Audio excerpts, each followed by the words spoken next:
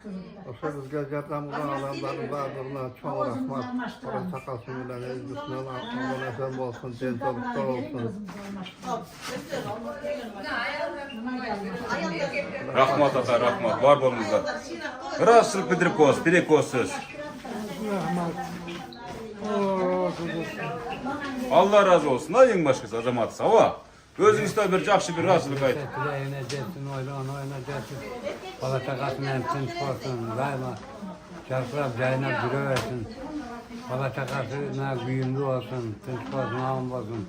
Çok uzakta yürüp ister, bizge cerdam olgan neyse Allah'ım kolda haline gelip, tuğan ruhuna koşulursa sen aman gelsin, olmasın, sırkavasın, içine iyi gidek.